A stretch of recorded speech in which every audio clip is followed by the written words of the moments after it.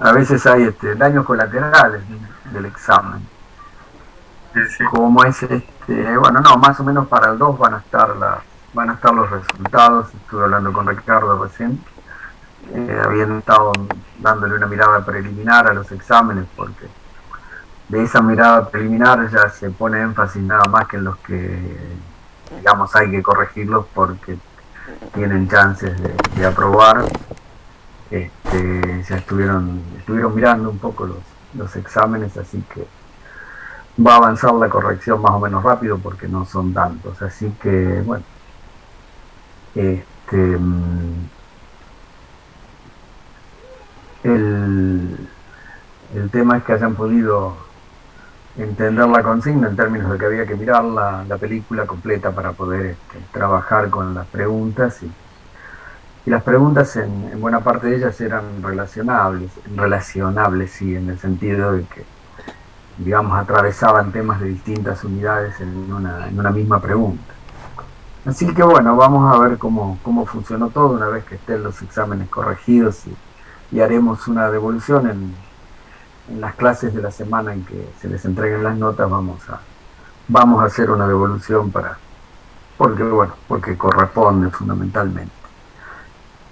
Bueno, el tema de hoy es la unidad 6. Vamos a avanzar un poco vamos a dar un pantallazo de las cuestiones que hay que tener en cuenta. ¿Para qué? Para que lean todo lo detalladamente que puedan el apunte de cátedra que figura como bibliografía de la unidad 6.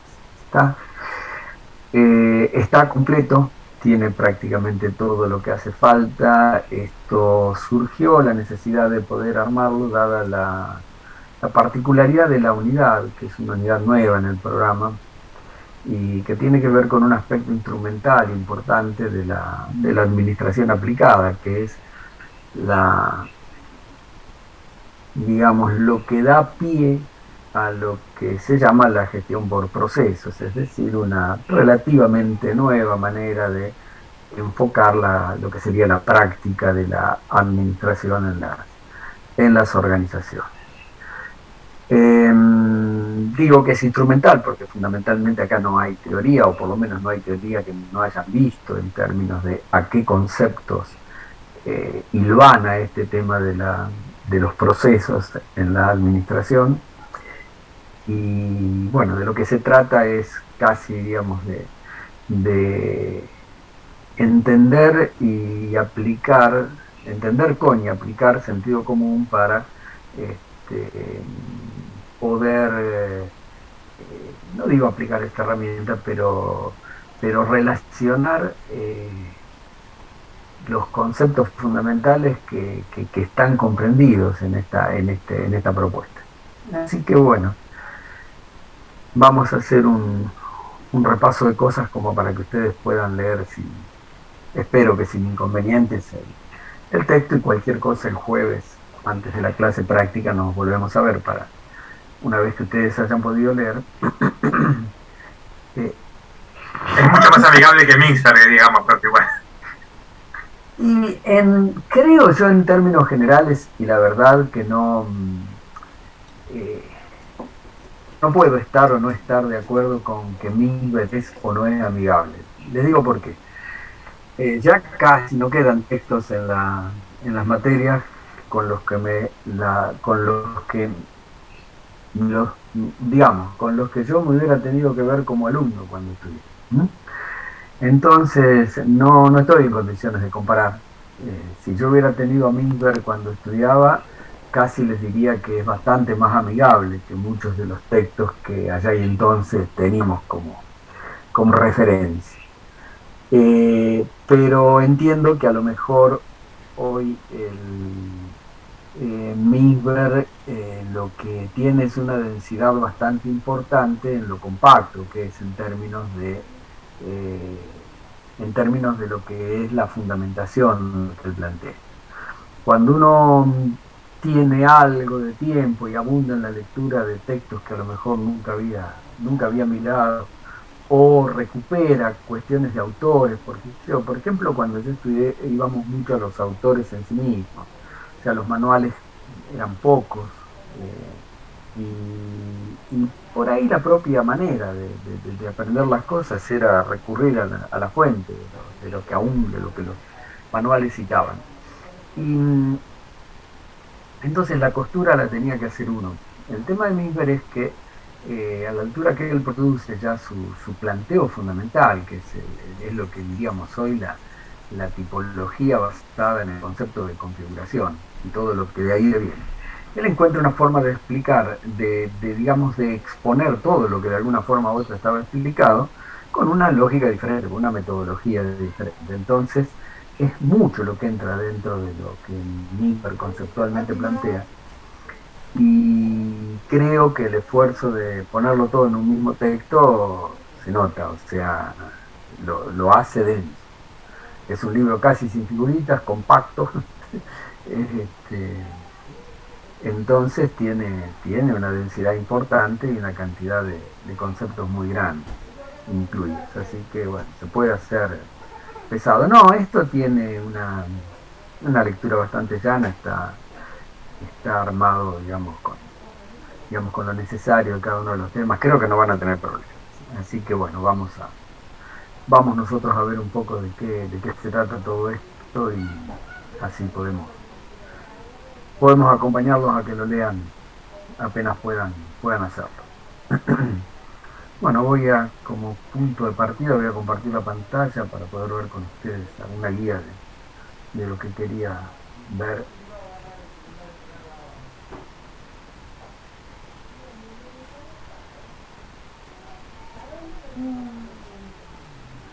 Bueno, creo que ahí ya están viendo ustedes la pantalla. Bueno, ese es el texto de la unidad 6, que creo que lo tienen todos, ¿no? Básicamente lo que trata la unidad 6 es de, de los procesos, digamos, una propuesta.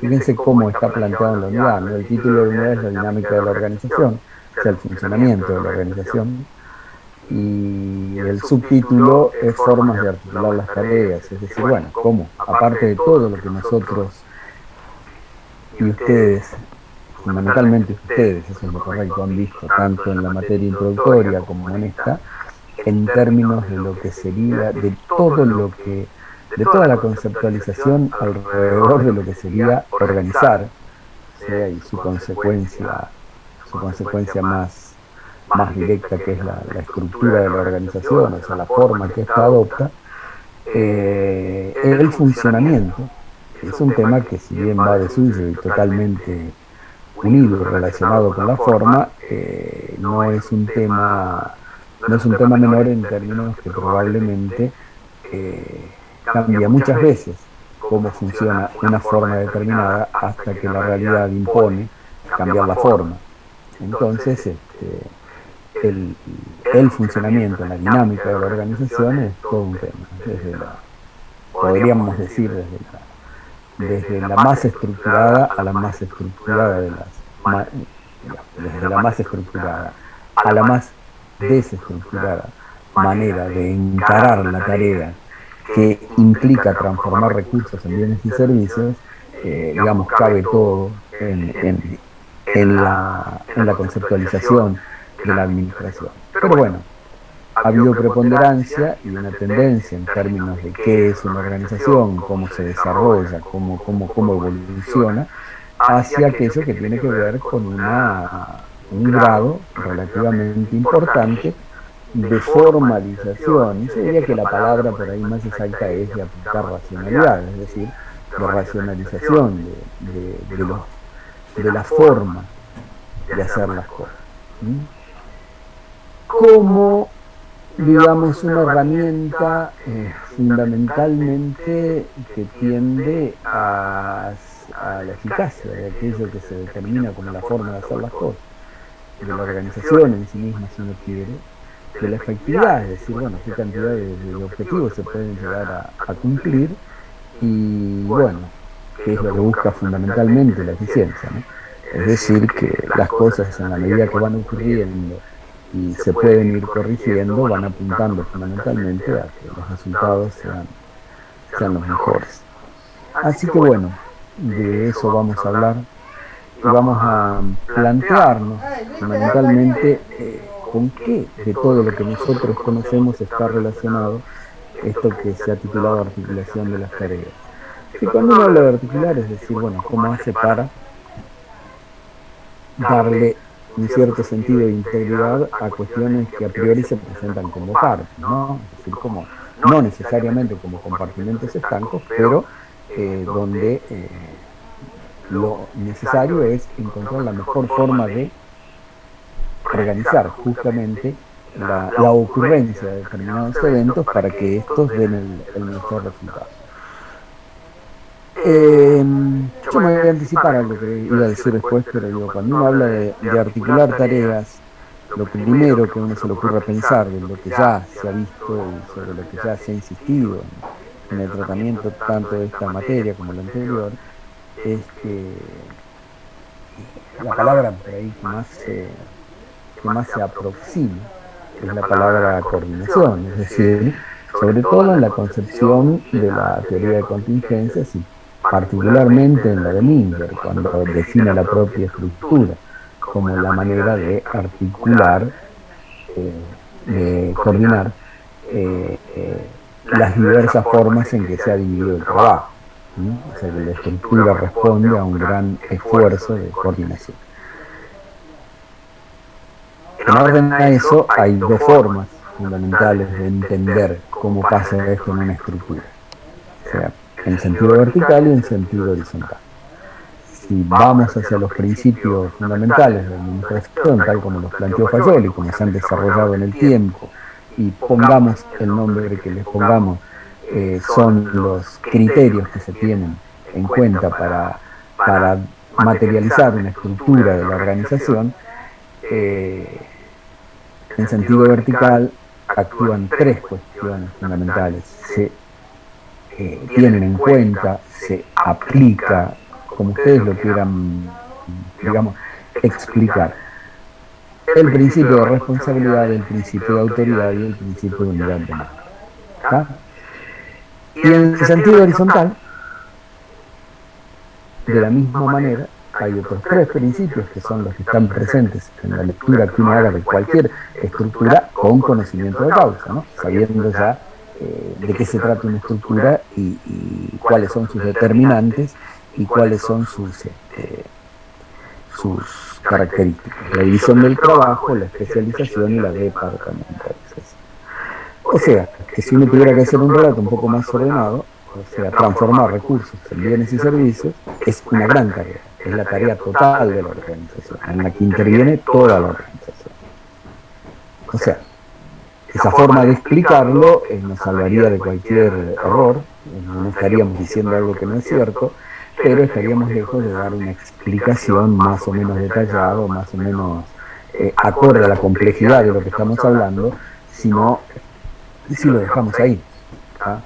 Entonces, lo que es cierto es que lo veamos sistémicamente o con sentido común, lo representemos con el nombre que querramos a la organización, o sea, hay una cantidad de recursos que en la organización se transforman en bienes y servicios. Digamos, esa sería la lógica de la gran tarea, de la tarea integrada de toda la organización.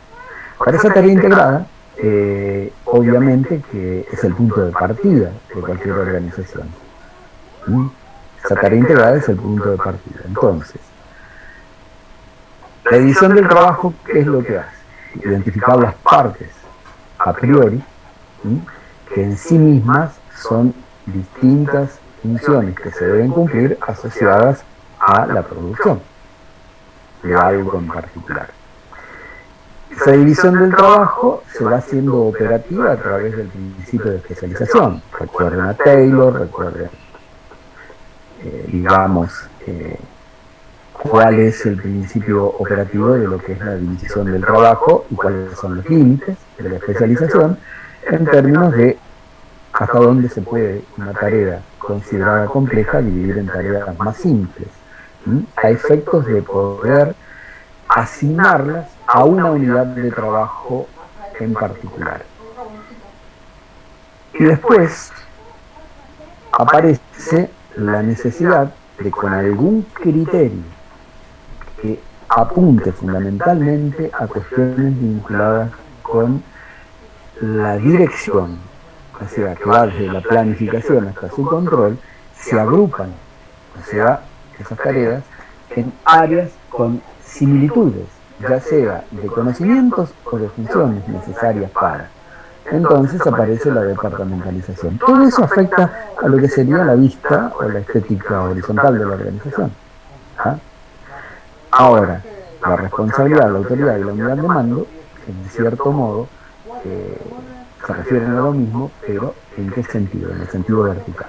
Yo muchas veces he dicho, la organización tiene un criterio casi por momentos considerado excluyente de coordinación vertical, que es la jerarquía, o sea, la cadena escalar de autoridad-responsabilidad con el mando como principio activo, como principio dinámico. Bueno, justamente, la responsabilidad es el nexo con el sentido horizontal. ¿Por qué? Porque la responsabilidad se asume por qué. La responsabilidad, una persona la asume por la realización de una o de un grupo de tareas. Depende del lugar donde estemos hablando de la organización o donde lo estemos ubicando de la organización. ¿Ah? Esa responsabilidad entonces una persona la tiene por una tarea o por un conjunto de tareas. Asume la responsabilidad de que esas tareas se van a cumplir tal como han sido diseñadas, y en ese diseño interviene la división del trabajo, la especialización, la departamentalización. Esa responsabilidad requiere, fundamentalmente para todos aquellos que tienen personas a cargo, es decir, que están en un lugar de la jerarquía abajo del cual sigue habiendo otros niveles jerárquicos, requiere de autoridad, o sea, que se le conceda una autoridad. ¿Para qué? Y para hacer posible los distintos escalones de dirección-ejecución. Es decir, que alguien esté dotado de autoridad, ¿para qué? Para que se cumpla ese principio de unidad de mando que implica que un nivel superior tiene la facultad de mandar al nivel que le sigue, y este nivel que le sigue debe reconocer esa única autoridad como, digamos, como la que puede requerir en esos términos la ejecución de una tarea. Entonces, esto son palabras que suenan bastante duras por ahí hoy, a estos tiempos que corren, pero por duras no dejan de ser la realidad de cuál es la importancia que tiene esa jerarquía como la forma básica, como la columna vertebral de la existencia de una estructura en las organizaciones. Si uno preguntara, ¿La hiciste bien, amiga? ¿cuál de los dos sentidos es el más determinante al momento de pensar en cuál es la importancia que tiene en el funcionamiento de la organización?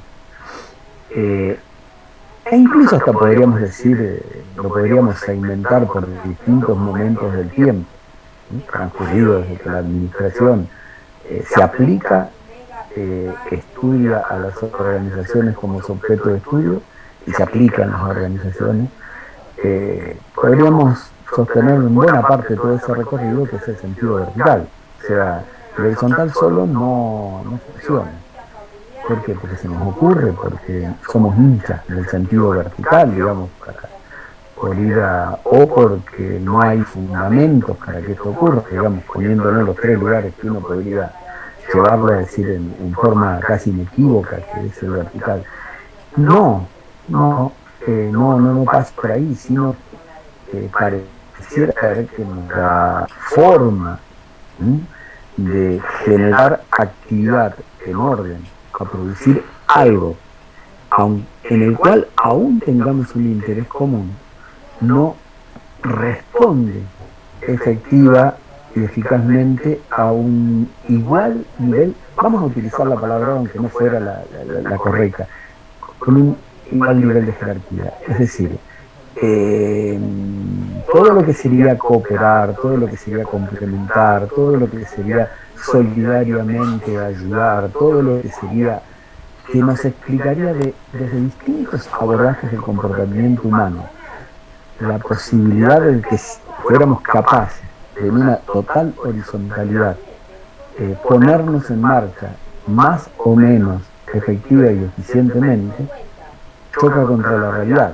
Es decir, en cualquier situación aparece un alguien, o que aunque no lo haga formalmente, aunque no lo haga explícitamente, y lo haga, digamos, con el consentimiento de los demás, da un pequeño paso para arriba y pone en marcha el esfuerzo de todos,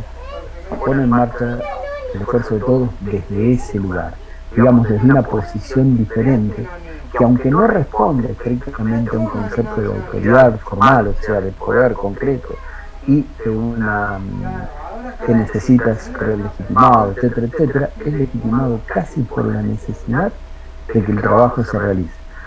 Entonces, probablemente, no creo que haya sido un hallazgo. Cuando ustedes estudian los antecedentes, digamos, de la administración, de la etapa precientífica, habrán visto que esta forma de organizar el trabajo humano se pierde en la historia, se pierde el último rastro que se encuentra recorriendo el camino hacia atrás, es casi 3.500 años antes de Cristo, en lo que hoy sería China, digamos, en algún tipo de colectividad dedicada a la guerra, es decir, en una estructura de tipo militar. Uno se pregunta qué está primero, el huevo o la gallina. O sea, si esto fue así porque no había otra forma de hacerlo, y lo primero que el ser humano tuvo que, una de las primeras cosas que hizo colectivamente fue defenderse de la naturaleza y de otros seres humanos, o apropiarse de la naturaleza y de los dominios de otro ser humano, lo hizo de esta manera. ¿Sí? Lo hizo de esta manera. O bien lo hizo de esta manera porque era la única forma en que lograban cierta coherencia en términos del resultado que buscaban. Profe, en algún momento nosotros hablamos de esta cuestión del inicio de la autoridad y de la unidad de mando como esta cuestión de quién es el que tiene el carisma de juntar al grupo, o quién tiene la habilidad funcional de solucionar un problema, ¿no? En esta cuestión muy antigua de decir que se están atacando, bueno, el primero que salga a agarrar un palo y salir a defender es, sigámoslo a este, ¿no? Esta cuestión de un líder por función. Porque dio el exacto, o sea que, digamos, un poco tiene que ver lo que vos decías en una situación de trabajo, tal vez no hay un jefe, pero alguien toma la punta y sale adelante, bueno, sigamos a este que hay un ejemplo. Hay un ejemplo muy claro, es decir, que está a la mano de cualquiera. Cuando se arma un equipo para trabajar en una materia como esta o como en tantas que deben trabajar en grupos, el primer día, cuando los convocan a hacer el grupo, arman el grupo, hablan, se ponen de acuerdo, listo, vamos a trabajar, sí, estamos de acuerdo, bueno, yo esto, yo aquello, vos, y ese mismo día, en general coinciden que se les entrega la primera tarea, y pasan unos días, y si no hay uno que casa un teléfono antes de la clase siguiente y comienza por lo menos a recordarle al resto que tienen que juntarse para hacer el trabajo puede tranquilamente llegar a la clase siguiente sin hacerse. Creo que es una historia, y es sumamente elemental, de un comportamiento casi estándar, digamos, que no tiene, digamos, nadie se los enseñó ni se aprendió, sino que parece ser que esa es que está dentro a lo mejor de nuestra. De hecho, que por otro lado hay que hacer esfuerzos importantes para horizontalizar la tarea.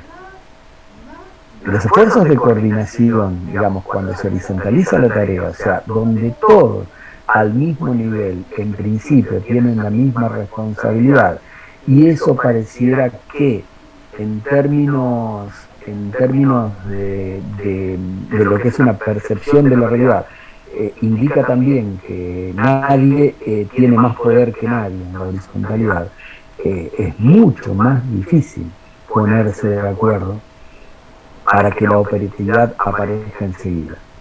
tiene que ser muy fuerte la finalidad probablemente, muy fuerte la finalidad en términos de estar compartida, y como para que eso ocurra comparado con la otra manera. Y por otro lado, el ser humano también reacciona, y otras especies también reaccionan en orden a una observación que hace Minsberg cuando habla del poder como factor contingente, cuando dice que ante una amenaza externa rápidamente reconocida y muy fuerte por la organización, toda la descentralización que estaba vigente desaparece de golpe y todos se allanan horizontalmente a la dirección general, al principal responsable. De cualquier manera, si todos los pollitos andan comiendo por todos lados y la madre está alejada, y uno hace un ruido muy fuerte en el lugar, en un abrir y cerrar de ojos están todos debajo de las alas de la madre. Es otra especie, pero es el reconocimiento de que un cierto poder frente a la contingencia ambiental es referencia de qué, de seguridad, referencia de qué, de respuesta, referencia de qué, de logro. Bueno, eso aparentemente está vigente y da por resultado esta cuestión. Digo, no nos tendría que dar tanto trabajo la horizontalidad en las organizaciones como lo da, al punto tal que a veces hay que reconocer que antes de encarar cualquier, digamos, reestructuración que implique horizontalizar las responsabilidades y el sentido del trabajo, requiere antes que quede claro cómo era cómo es la verticalidad, porque esta no asigna. Es decir, tiene que quedar claro que esa propuesta no rompe con las distintas responsabilidades que se tienen respecto del trabajo en orden a la acumulación de responsabilidad de unos por el trabajo de otros. ¿Ah? Entonces, creo que los pasos, digamos, podemos estar hablando, digamos, de una sucesión de diarios del lunes, ¿no? Podemos estar, digamos, opinando contrastípicamente, es decir, por resultados. Lo que ocurre es que la realidad demuestra que aparentemente o está muy incorporado a nuestra conducta este sentido de cómo hacer las cosas, o evidentemente de alguna forma u otra está dentro del programa original, digamos. Está dentro del programa original, somos en cierto modo de esa forma, ¿no? Pero bueno, no sería una explicación muy científica esta, y si fuera científica habría que ahondar en las disciplinas o las ciencias que lo estudian, que de hecho toda la teoría del poder, desde lo psicológico, creo que no lo explicaría sin ninguna duda y con detalle. Quiero decir, esto no es que me parece, esto lo sé, pero bueno, no estamos en esa hipótesis aquí. De cualquier manera, vuelvo. La idea es que las tareas se articulan de dos maneras: verticalmente a través de la estructura jerárquica, operada a través de tres principios: el de responsabilidad, autoridad y unidad de mando, y en sentido horizontal a través de la división del trabajo, la especialización y la departamentalización. Estas 6 cosas relacionadas dan por resultado una estructura tal como habitualmente la conocemos, que requiere un principio fundamental de los iniciados por Fayol, que es la unidad de dirección, es decir, un plan para toda la organización y un plan para cada parte de la organización que responda a ese plan integrador. Es decir, no garantiza de ninguna manera esta doble articulación de las tareas, aún, digamos, por ser un doble seguro, no garantiza que las cosas vayan a salir como tienen que salir. Es decir, hay que recurrir a una serie de herramientas que hacen al funcionamiento de esta forma que se logra a partir de la aplicación de estos principios. Bueno, ya hacía la referencia al tema coordinación, por lo menos quería hacerlo, ya lo he planteado, pero Fayol, cuando habla de la coordinación, originalmente él dice armoniza las actividades de una empresa para facilitar el trabajo y los resultados, sincroniza recursos y actividades en proporciones adecuadas que ajusta los medios a los fines. Digamos, era particularmente poco, digamos, concreto Fayol, que bastante amigo de explicar las cosas con bastante más contundencia y claridad, pero bueno, el principio de coordinación probablemente era el más difícil porque no se podía confundir con la organización y no se puede confundir con el control. ¿Tá?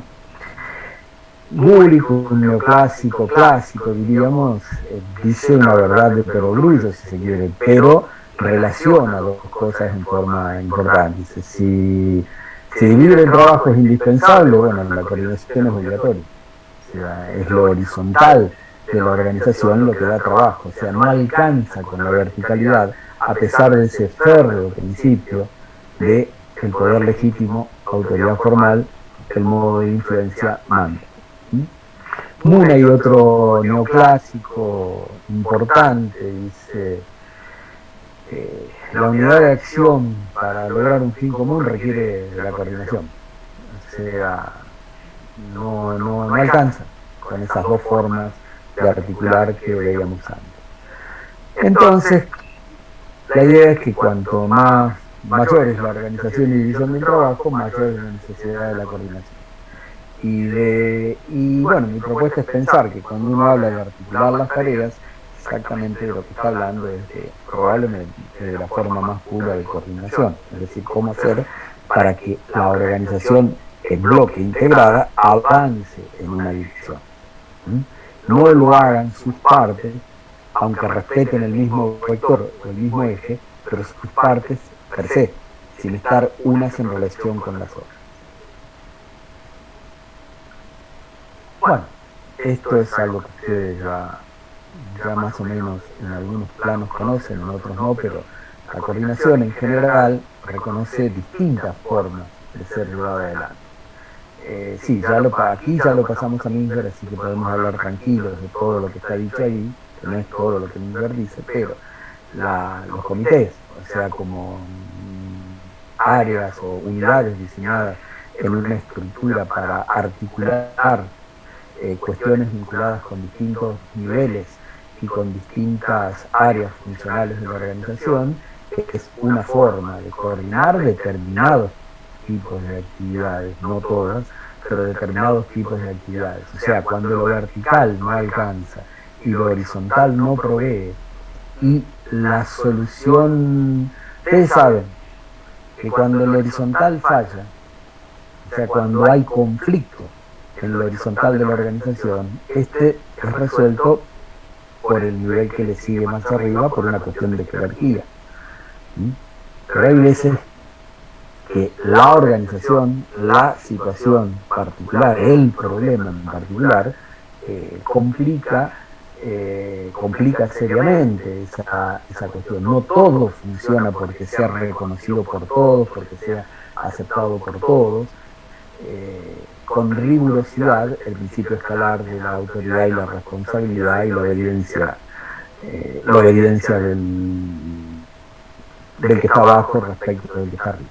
O sea, eso funciona nada más que muy pocas organizaciones típicas que hacen de eso prácticamente la centralidad de su funcionamiento, ya sea por dogma o por un sentido de la autoridad dogmático. ¿Ah? No en vano los dos ejemplos de organización más perdurables en el tiempo en su estado original son como estructura la organización militar, si bien hoy a esta altura del siglo XXI está necesariamente cambiando, la tecnología también llegó penetró en ese tipo de verdades que no admitían demostración en contrario, y la Iglesia Católica Romana, digamos que mantiene en función del principio escalar y el dogma una unidad de funcionamiento. Bueno, los comités, ¿qué son? Formas de resolver aspectos vinculados con la coordinación por acuerdos, ¿está? Por acuerdos, siempre bajo la responsabilidad del responsable de línea que debe dar respuesta a la solución de un problema. ¿sí? Los sistemas de planeamiento y control son formales, estos son, digamos, atraviesan, alcanzan, mejor dicho, a toda la organización. Pero su lógica de ocurrencia es de arriba hacia abajo. Este proceso de planeamiento baja por la estructura, dando lugar a distintos niveles de dirección, ejecución, y el control requiere de que la información suba por los mismos caminos para ir cerrando los distintos niveles de responsabilidad o de hacerse cargo que cada nivel jerárquico tiene.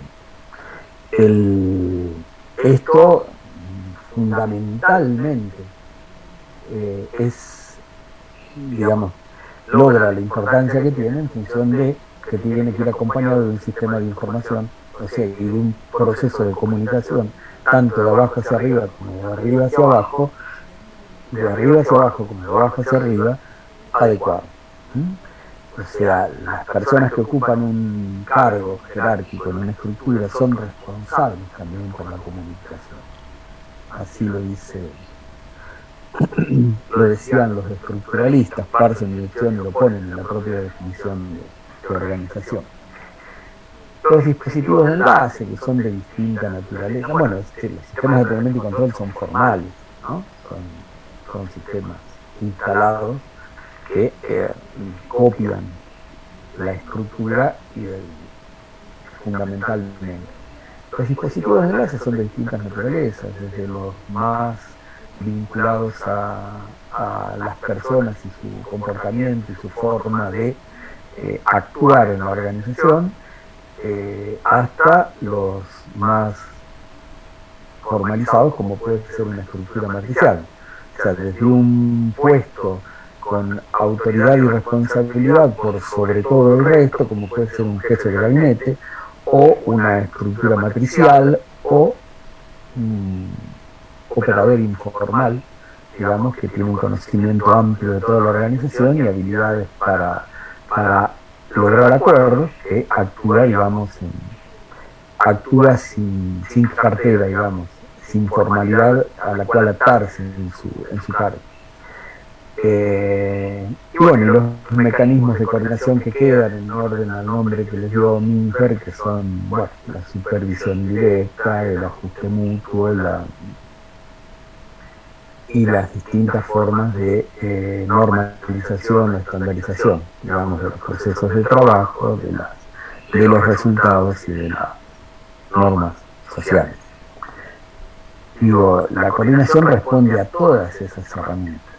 Dentro de esto que aquí se llaman mecanismos de coordinación, agarrado del mouse, hay que reconocer, para dar pie al tema de hoy, lo que sería la normalización o estandarización de los procesos de trabajo, que es la famosa burocratización, si habláramos en términos del abordaje estructuralista, o la formalización del comportamiento, si hablamos en términos clásicos y neoclásicos, es decir, que determinadas tareas, el grado de normatividad que las alcanza, o sea, de predeterminación en orden a una forma aceptada de hacerlas, llega a una descripción de cómo deben hacerse.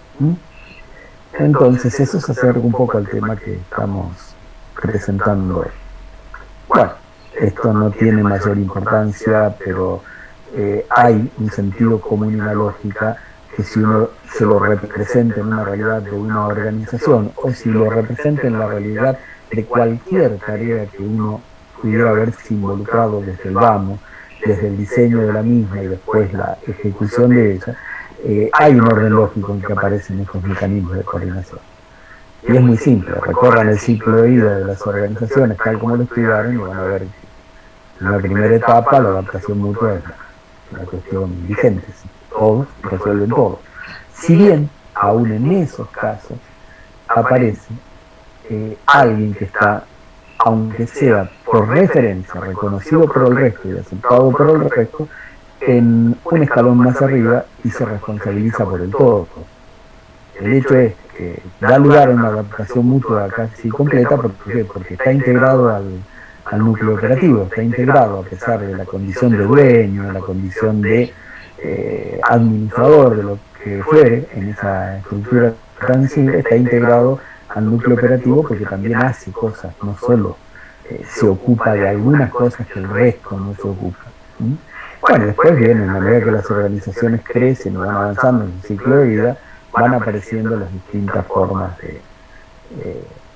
de estandarización o normalización.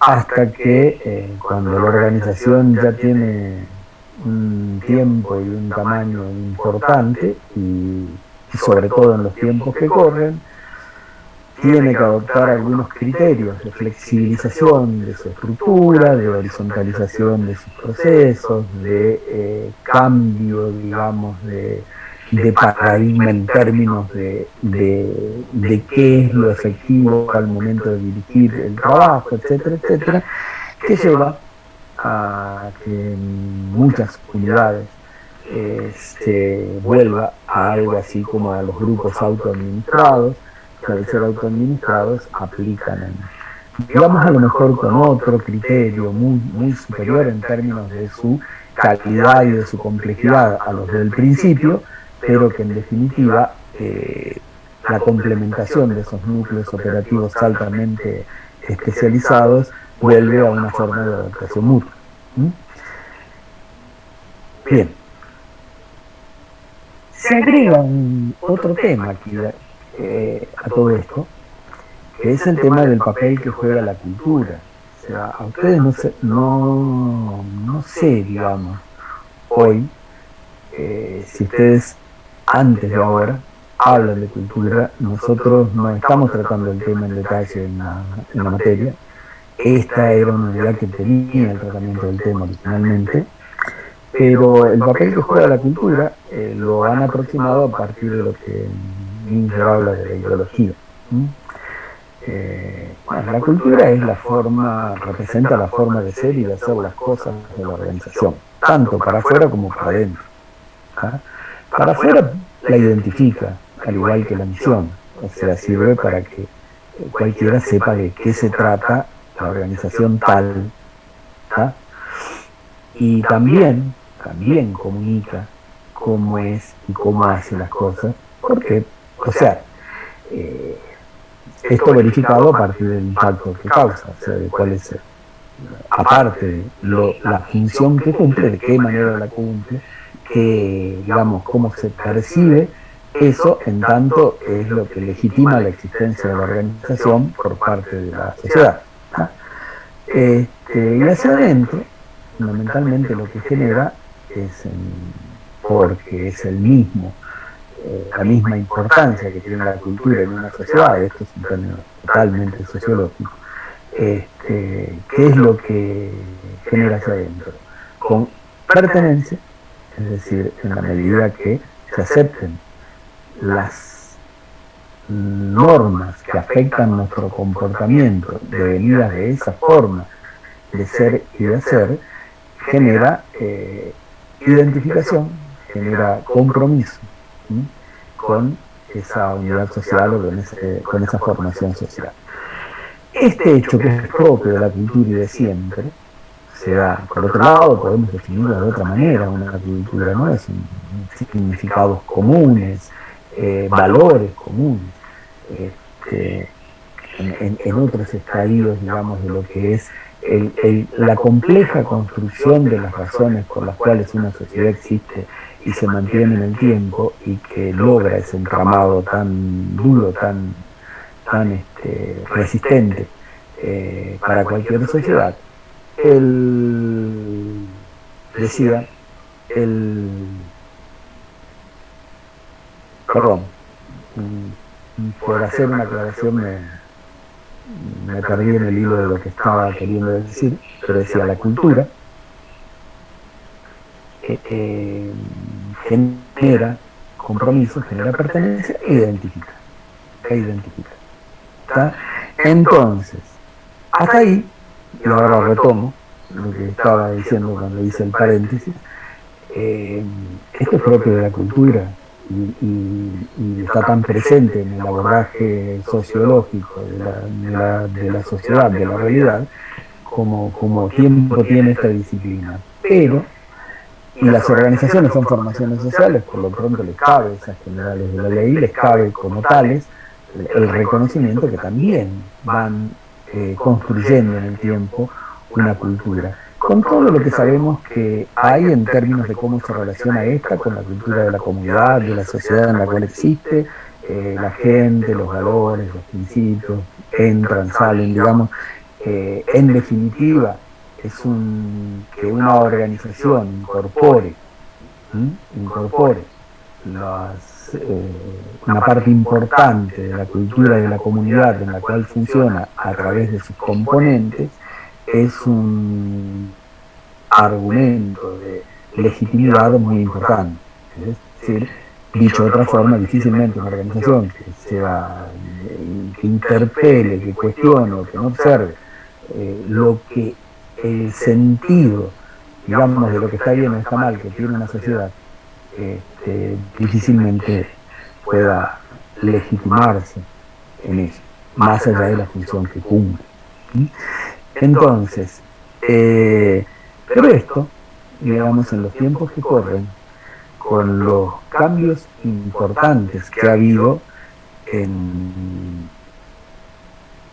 digamos, tan importantes que se asemejan, y probablemente el tiempo lo dirá si va a superar o no el impacto que causó la revolución industrial, digamos, en los tiempos que corren la tecnología ha generado ya a esta altura del tiempo un cambio muy importante en el trabajo humano, es decir, en aquello que dinamiza la producción de bienes y servicios necesarios para, etcétera, etcétera.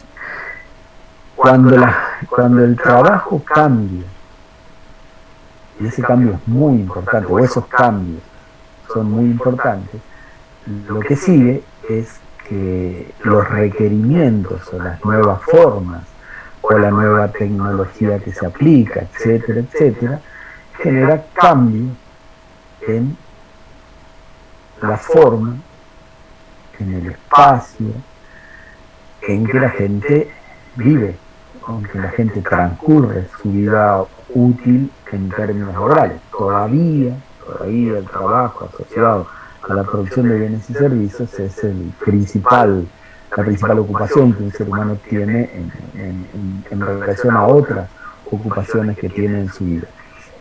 O por lo menos el que más importancia tiene en orden a impactos y consecuencias que trae sobre la vida de las personas. Tenerlo y no tenerlo. Entonces,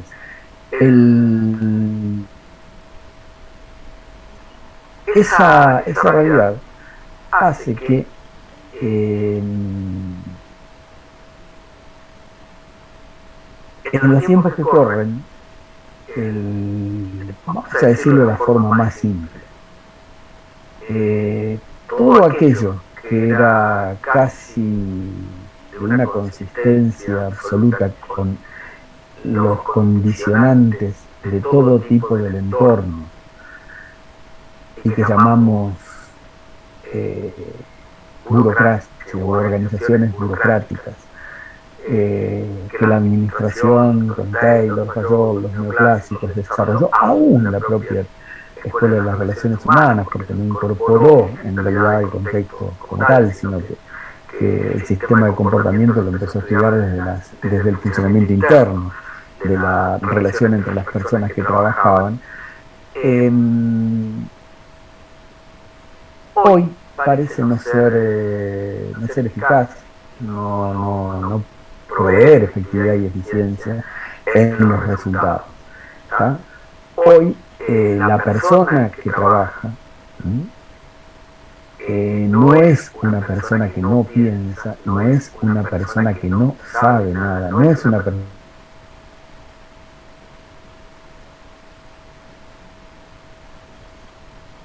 en una concepción frontal de su sistema cognitivo, su sistema psicológico, la automatización que promueve la realización del trabajo operativo bajo los preceptos estrictamente normativos y técnicos. ¿Tá? Ese hecho, nada más que ese hecho, es decir, la persona que trabaja hoy no es una persona que vaya a poder incorporar con facilidad esas cuestiones, y donde ha habido una ampliación muy importante de lo que es otros procesos paralelos al trabajo en la sociedad, como la educación, la salud, la transformación social, digamos, y las cosas que van unidas a eso, hace que digamos, hace que no tenga la contundencia que tenía la vigencia de la autoridad legal burocrática que acuñó y nos explicó Weber como única forma de lograr el control social, es decir, de lograr que, vamos a hablarlo en los términos más amigables, el control social vinculado con lograr colectivamente un resultado que mejore las condiciones de todos. ¿Ah? Entonces, ¿qué imaginan ustedes hoy en un extremo donde hemos dicho que el modelo mecánico de organización, el concepto mecánico de la dirección, etcétera, etcétera, que son todos cuentan lo mismo? Van a encontrar en este tramo, si abundan en las lecturas, distintas formas de abordar este fenómeno, que nosotros hemos hablado como los dos paradigmas más importantes, digamos, la organización mecánica y la organización orgánica. Digamos, en la realidad de la organización, del concepto orgánico de organización, obviamente que la condición es justamente que aquello que lograba legitimidad interna y que explicaba la forma y el funcionamiento de la organización durante buena parte del siglo XX, hoy ya no tiene vigencia. ¿Por qué? Porque en los considerandos básicos no está presente. Entonces, ¿cómo se puede hacer ahora que una persona con lo que sabe y sabe hacer lo aplique con la misma contundencia que lo hacía normativamente a lograr el resultado de la organización en la cual él trabaja? Comprometiéndose, sintiéndose identificado y por lo pronto entendiendo que su trabajo, que es lo más importante, está en un lugar que le va a permitir crecer y ampliarlo en la medida que sea aplicado al logro de la finalidad de esa organización. Digo, lo podemos decir de un montón de maneras. Lo podemos decir de un montón de maneras. Tengo una decisión personalmente tomada frente a esto, no frente a este hecho, porque sería ir en contra de prácticamente de un conocimiento respecto de qué significa una cultura en una sociedad y qué genera la existencia de una cultura lo más ampliamente, digamos, lo más ampliamente compartida por ahí por una sociedad. Lo que sí no estoy de acuerdo es que esto se utilice como una herramienta de la misma forma que se utilizó la otra. Es decir, porque esto es mucho más manipulador. No es lo mismo decir, este es el jefe, usted está en un cargo debajo del jefe y le tiene que obedecer porque encarga a él, le da la posibilidad de mandarlo a usted. No puede gustar o no, pero está claro. Hay una norma que rige esa realidad en la cual enfrentamos dos personas y sabemos que esas son las reglas del juego. Fuera de esas reglas del juego no hay juego, y si queremos jugar tenemos que aceptar las normas. Nos puede gustar o no, pero está claro. ¿Ah? Pero que nos vistan con la ropa de la organización, nos lleven de vacaciones al lugar de la organización, nos convenzan de que la vida es bella nada más que dentro de la organización, y que se entienda que eso es compartir aspectos culturales. O sea que esa es la forma de ser y de hacer de la organización, y eso es lo que a nosotros nos hace bien, no a la organización y a quienes la dirigen, y es de una factura bastante más compleja, bastante más potencialmente conflictiva que la propia burocracia.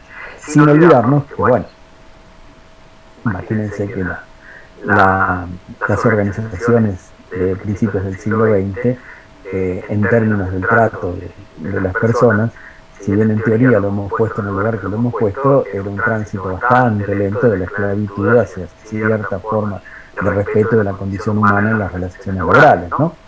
Pero esto que pasa hoy en la versión, digamos, conductista de la cultura organizacional utilizada como un mecanismo de coordinación de esta naturaleza, merece por lo menos una mirada crítica, por lo menos tener clara conciencia de qué se trata, sabiendo que como todo instrumento, como toda posibilidad de operar en una determinada realidad, siempre tiene dos formas básicas de hacerse, bien o mal. ¿Está? O sea, que bien o mal en términos de si eso está bien o mal, en términos de un estándar ético, ¿no? Bien, entonces la cultura utilizada de esa forma es un mecanismo de coordinación, o sea que tiende en ciertos aspectos a reemplazar a ese gran envoltorio coordinador que era la cultura burocrática en las organizaciones mecánicas, ¿no? Bueno, proporciona identidad a los miembros, facilita la generación de compromiso, de esto estábamos hablando, incrementa la estabilidad del sistema social, lógicamente, o sea, a medida que se comparte una cultura, la potencialidad de conflictos es menor, y sirve como mecanismo de coordinación y control, que esto es lo que quería hacer hincapié y fue a lo que me refería hace un momento.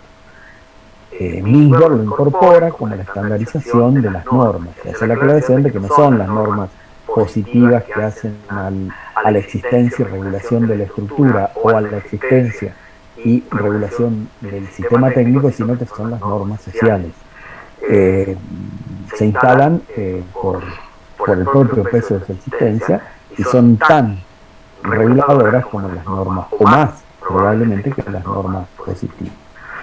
Bueno, hay un trabajo que yo voy a mencionar nada más, que hace una relación entre lo que es la estrategia y la cultura de una organización, que hace hincapié, digamos, en algunos aspectos vinculados a cómo se presenta el contexto, el entorno, en términos de requerir cambios constantes o plantear estabilidad, y cómo responde una organización en términos de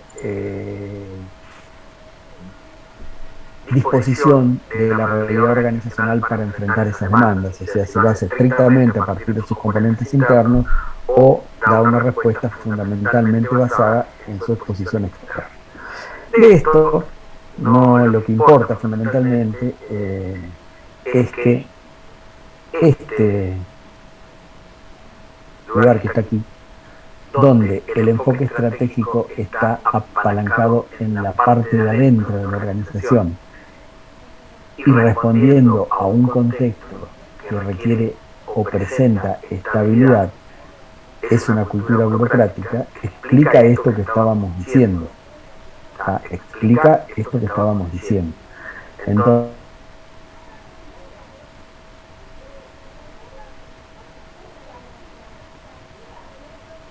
de construcción, de proceso dinámico dentro de una organización, y entra en lo que nosotros hemos estudiado como la organización formal, es decir, empezando de abajo hacia arriba con un proceso de normalización de la actividad, que es la relación planteada entre la tarea tal como está diseñada, la tecnología que se utiliza y las personas, siendo la variable de ajuste el comportamiento humano, que debe ceñirse estrictamente a lo que está previsto, porque lo que está previsto promete un resultado también previsible, o sea, achica mucho la incertidumbre respecto de los resultados. Bien, en definitiva, si volviéramos a una, digamos, a una simbología sistémica, lo que entra en una organización, los recursos que se transforman, podríamos verlo que lo hace a un sistema donde se relacionan la tecnología, la estructura, la gente y los procesos, y que la actividad integradora es la estrategia y su consiguiente gestión asociada a lo estratégico. Entonces, la tecnología, la gente, la estructura corresponden a aquel sistema que nos había planteado casi Rosenberg, de cómo veíamos la organización como un sistema.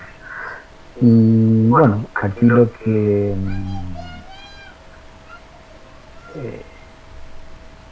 respecto de aquel esquema están faltando los objetivos, que aquí han quedado tácitamente fuera de la cuestión, pero que la orientación de la corriente de entradas y salidas hacia las salidas hacia el medio responden obviamente a la finalidad que la organización cumple y los objetivos que la representan, pero lo que está planteando es que el paso determinante antes de que este resultado se traslade al contexto está apoyado en los procesos más que en la estructura. ¿Ah? Entonces vale la pena acompañar a Gili, que ustedes lo tienen también como lectura, pero que está mencionado totalmente en el apunte, lean el apunte antes que nada. Juan José Gili utiliza estas palabras para explicarnos qué son los procesos, o sea, y entonces habla de una secuencia. Bueno, ¿qué es un proceso? Ustedes saben, se lo representan. Quiero decir, a veces las palabras abundan, nada más, ¿no? Pero la secuencia de actividades es propia de cualquier proceso, y un proceso siempre tiene un principio y un final, y ese final está asociado con un resultado. Por eso dice, son actividades necesarias para transformar, en este caso, insumos en productos, que es lo que hace una organización. ¿Cuál es el marco en el cual esos procesos se desarrollan? La estructura. Hemos hablado de una lógica vertical y una lógica horizontal dentro de la estructura. Pero el diseño de la estructura debe contemplar fundamentalmente forma en que se hace la tarea. O sea, ¿cómo sería dar respuesta a esa necesidad de que la estructura respete la forma en que se hace la tarea? Cambiar el pensamiento superlativamente vertical de la tarea por un pensamiento vinculado a la secuencia que el proceso de producción requiere. Cosa que me voy a permitir pasar rápidamente. Milberg nos lo había planteado ya cuando hablamos en la unidad 4 de ver a la configuración como el flujo de autoridad formal y verla como el flujo de la actividad que está regulada. Entonces, a lo largo de la estructura vertical, o sea, de esa jerarquía de distintos niveles de responsabilidad de autoridad, lo que realmente ocurre o transcurre son actividades que no la recorren de arriba hacia abajo, sino que la recorren de arriba hacia abajo previo respeto de todo el recorrido horizontal que requiere cada una de las tareas.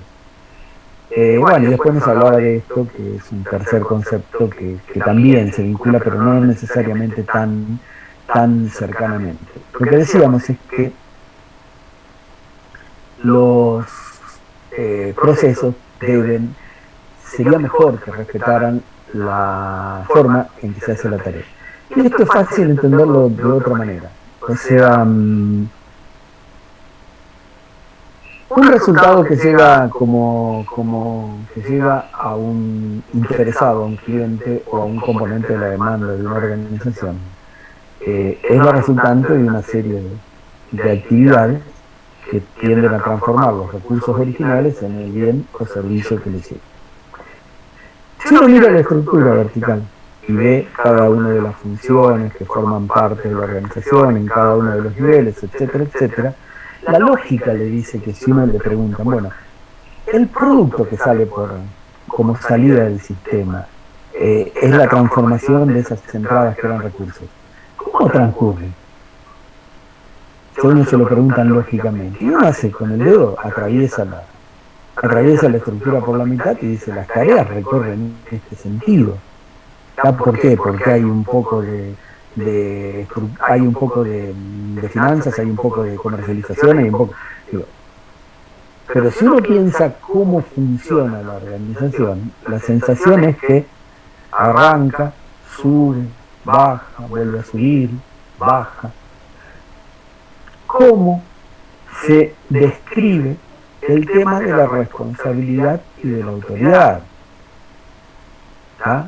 O sea, que una cosa para llegar a manos del cliente subió y bajó por la estructura tantas veces fue necesario en función de cómo se planificó y cómo se controlan las distintas tareas que van formando parte de la tarea final. ¿Ah? Entonces uno iba al banco hace 20 años atrás y había una ventanilla para depósito, otra ventanilla para cobrar los cheques, otra ventanilla para pagar servicios, otra ventanilla para pagar la tarjeta y así sucesivamente. ¿Ah? Esa era la concepción vertical de la tarea, porque cada una de esas partes convertían en un mismo señor que estaba sentado atrás de cada una de esas cajas o ventanillas, que era el que iba firmando, el que iba autorizando, el que iba legitimando la tarea que hacían los que estaban adelante. Hoy vamos al banco y nos sentamos en lo poco ya que vamos, nos sentamos en un lugar donde la persona que nos atiende nos da todas las respuestas y nos resuelve absolutamente todo lo que nosotros vamos a hacer. Y ya casi en algunos casos no son personas, son máquinas. ¿Ah? Eso respondió a lo que Hammer y Champion en 1993 llamaron reingeniería de procesos, es decir, si se reconoce que lo que hacemos y cómo lo hacemos son procesos que atraviesan horizontalmente la estructura vertical, más allá de la horizontalidad, de la división del trabajo, no afecta esa cuestión, son las distintas y claras funciones diferenciadas que hacen a un todo. Pero un producto atraviesa esa lógica departamental, que si bien se manifiesta horizontalmente, funciona verticalmente. ¿Por qué? Porque el registro más importante es el de la responsabilidad, de la autoridad y del control, que es vertical. Entonces, ¿qué decía esta gente? Hay que poner atención en esos procesos y rediseñarlos en términos de hacerlos más efectivos en orden a la atención al cliente, a la satisfacción del cliente. ¿Manifestada en qué? En mayor rapidez, en una atención integral, en mayor calidad, etcétera, etcétera, etcétera. Y más rapidez. Porque eso también lleva a que los problemas vinculados con cada etapa del trabajo se resuelvan más cerca de donde se hace y no tener que recorrer verticalmente niveles de la estructura para que se resuelvan esos problemas. Ahora, ¿cómo se logra eso? Y se logra en cierto modo con estandarización, se logra en cierto modo con establecer también un cierto estándar de capacidad de decidir vinculado a niveles más bajos, a niveles más operativos. Por eso requiere de una importante descentralización. Bueno, todo en pocas palabras lo que yo les acabo de decir es lo que explica esto que estaba en la clase completa tienen en detalle. Entonces, desde la perspectiva entonces de los procesos, estas tres cuestiones son necesarias. La articulación de las tareas tiene que estar dada por la secuencia del proceso, y no por la dependencia de un departamento en particular. Esto también estaría eliminando el viejo problema de interdepartamentales. ¿Quién fue? Nadie fue. O sea, si algo falla, no fue ninguno. Está el gran bonete. Entonces, no da lugar a eso. La información concomitante con cualquier transformación o circulación física de cosas en la organización ocurre, tiene que acompañar a este proceso, o sea que hay que rediseñar los sistemas de información, y el concepto de efectividad y de eficiencia se tiene que medir al final del proceso, al final del proceso, o sea, no, si un departamento puede ser en toda su integridad, puede ser relativamente eficiente y efectivo, pero va a ocurrir que puede ser el más efectivo en cuanto a su contribución a una determinada tarea. ¿Por qué? Porque ha sido medido el proceso y el tramo correspondiente a ese departamento en ese proceso se hace bien. Los problemas del departamento están en otro lugar. ¿Tá? Entonces, digo, para más o menos ejemplificar lo que estaba diciendo. Y bueno, lo que les decía antes, que las decisiones, al producirse más cerca de donde se realiza la tarea, o sea que si se quiere aquí hay una vuelta hacia atrás en lo que sería la especialización vertical, se toman donde las cosas ocurren, no están sujetas a lo jerárquico de la resolución del problema, y esto hace dos cosas: que se resuelva más rápido y que en definitiva se tienda a estructuras más planas, o sea, con menos niveles jerárquicos. Bueno, los procedimientos es cada una de las etapas de un proceso, es un conjunto de tareas. Los procedimientos están asociados a cómo se realiza cada una de esas tareas. Y en general responden tienen que relacionar cuatro cosas, o sea, el flujo de trabajo tal cual está establecido, el flujo de información que acompaña ese flujo de trabajo, las personas que realizan el trabajo y la tecnología que se aplica. Hay procesos que son, yo suelo decir, tan viejos como el sol, es decir, cuando un núcleo operativo está organizado por procesos, por ejemplo, el típico proceso de la metalmecánica,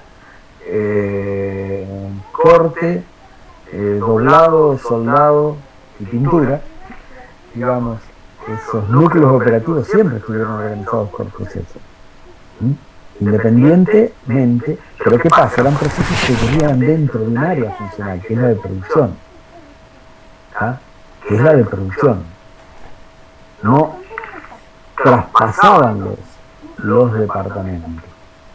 Ahí estamos hablando a lo mejor de integrar ese proceso del área de producción con el proceso comercial del área comercial, en términos de cómo deviene la tarea horizontalmente, en orden a seguir la corriente de entradas y salidas. De entrada de insumos se transforman y salen en el sentido del sistema, pero no recorren toda la estructura de arriba hacia abajo para salir.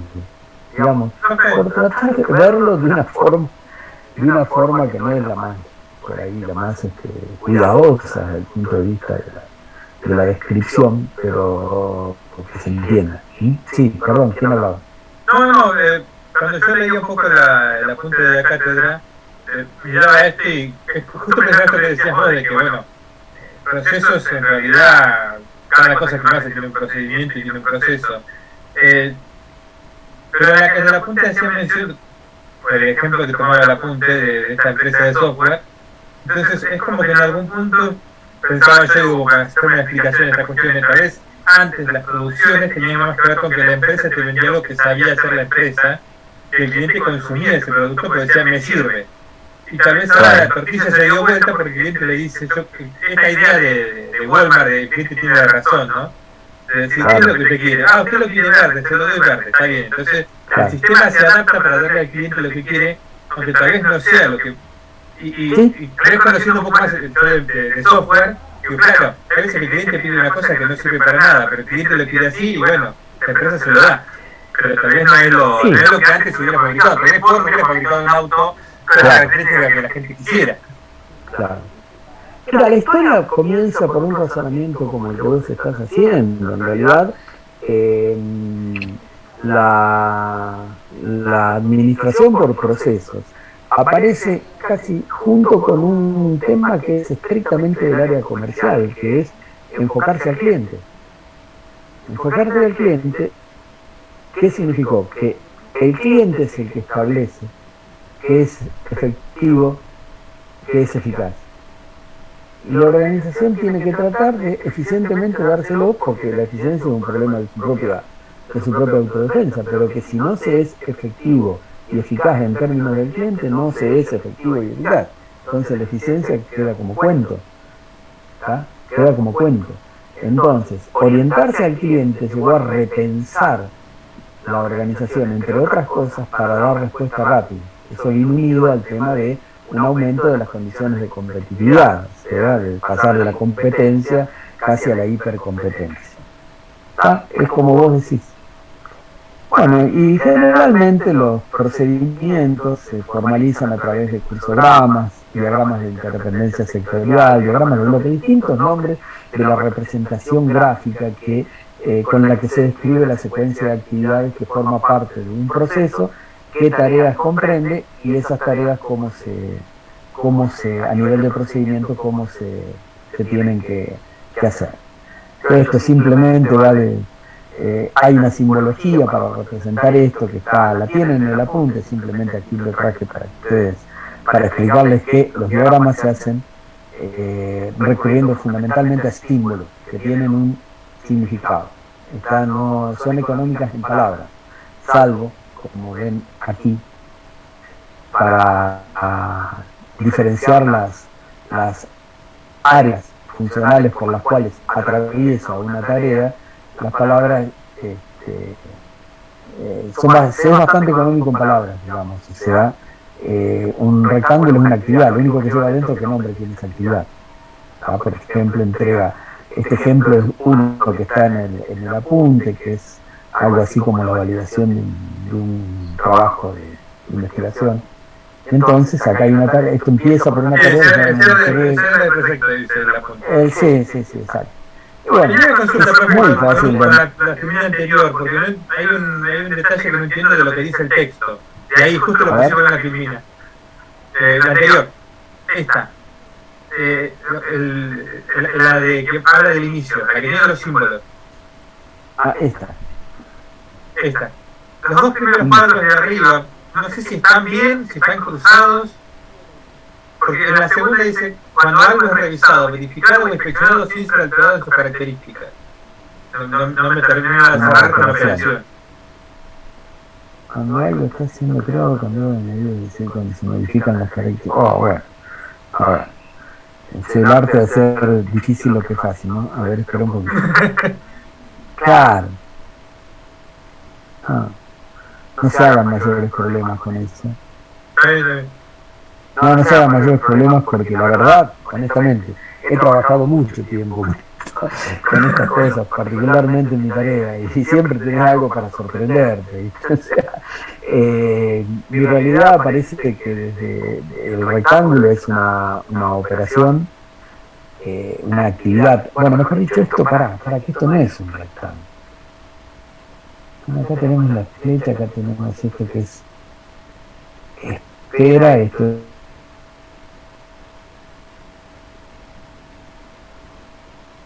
actividad, no, pero aparte no los veo reflejados en el ejemplo tampoco, ¿no? Perdón. Sí. Hicimos macanas con él. No, yo porque la descripción no me cerraba. Parafraseando un pensador argentino, te la debo, porque no había prestado atención, lo di tan por sentado que era la simbología, que aparte no estamos estudiando esto para hacerlo, ¿no? Ya ustedes ya van a tener una materia en la cual estas cosas la van a ver, pero digo, se utilizan símbolos, que la mayoría están plantados aquí en este ejemplo, y cuál es la lógica de construcción de un diagrama de cualquier naturaleza en términos de procedimiento. Si este cuadro hace diferencia entre un proceso y un procedimiento en función de 6 variables: naturaleza, finalidad, composición, nivel de detalle, foco y acción. Entonces, el procedimiento está dentro de los procesos. O sea, ¿por qué? Porque las tareas están dentro de las etapas de cada una de las etapas de un proceso. O sea, en un proceso uno lo que mira son etapas secuenciales, ¿sí?, que desde un principio hasta un fin dan por resultado igual. Cada una de esas etapas, si uno la explota, aparecen distintas actividades, que es el ámbito de los procedimientos. Y ahí sí se requiere el mayor grado de detalle, simplemente eso nada más. Entonces, ¿qué les quiero decir con esto? Mi opinión es personal, no comprometo al resto de la cátedra al respecto, es personal. Esto requiere algo en particular, esto simplemente es una noticia de que hay algo que existe de esta manera, que se resuelve de esta manera, está vinculado con un aspecto instrumental, casi les diría con un aspecto práctico, ¿sí? Responde a toda una especialidad dentro de lo que son las cosas que puede hacer un licenciado en la administración, que tiene que ver con el diseño de con aspectos del diseño del trabajo. ¿Está? Entonces, cuando uno hace un relevamiento de una estructura de punta a punta, va a encontrar, lo que tiene que hacer es relevar todos los procesos que existen, todos los procedimientos que existen, y mirarlo con una óptica sistémica. ¿Está? Desde esa óptica sistémica, revisarlo. Si no está respondiendo a una lógica sistémica, adecuarlo lo más que se pueda a eso para optimizar, digamos, la secuencia, el tiempo y la lógica, digamos, de transcurso de las cosas. Se rediseña y entonces se pone en marcha toda una actividad que tiene que ver con una especialidad.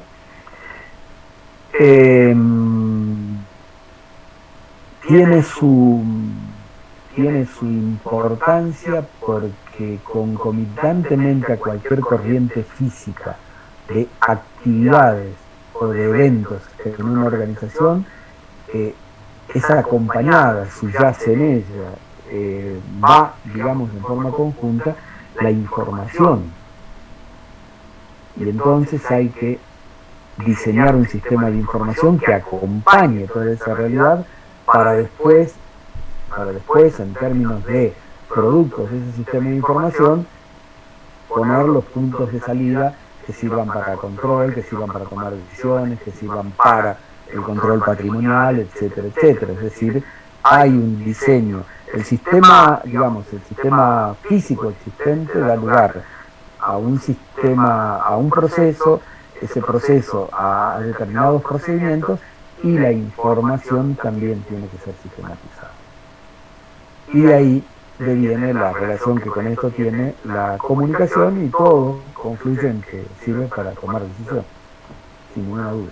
Ahora, lo que queda totalmente claro es que esto responde al concepto de estandarización de los procesos de trabajo, etcétera, etcétera, que existen en las configuraciones, fundamentalmente que tienden a ser o necesariamente ser ganadas por niveles crecientes de burocratización en determinados aspectos por una necesidad de control, digamos, que no se logra resolver de otra manera, con formas de, más que de flexibilizar, de agilizar estructuras burocráticas creadas con una lógica vertical. ¿Está? A eso responde. Y es más técnica que teoría. ¿Está? Entonces, yo les invito a que lo lean, me pregunten después lo que crean conveniente, necesario, y ya les digo, si en esto hay que entrar de lleno, no nos alcanza la materia para hablar de esto. En serio, honestamente. Por lo pronto, como una explicación de una forma.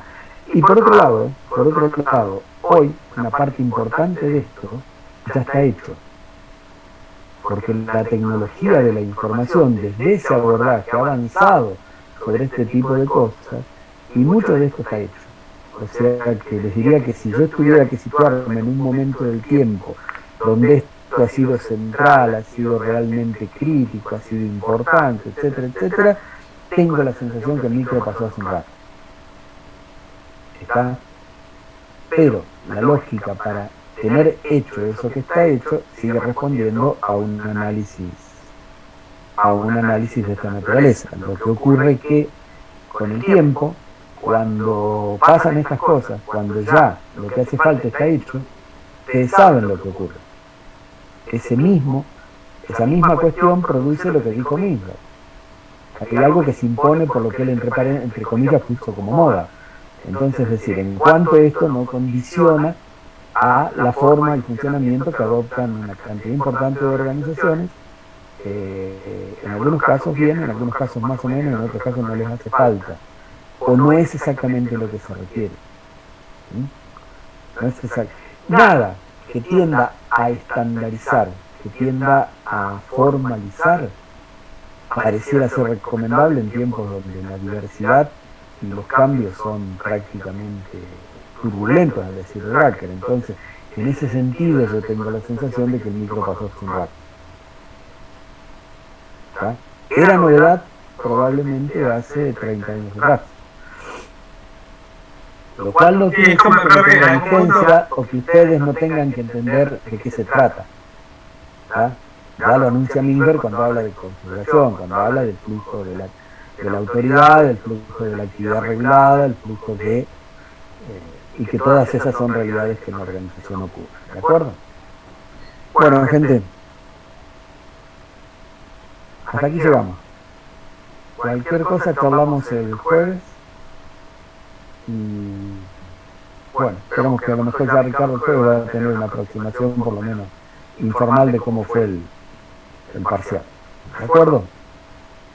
Bueno, gente, nos vemos entonces. Gracias. Nos vemos. Buenas noches. Chao, profe. Buenas noches.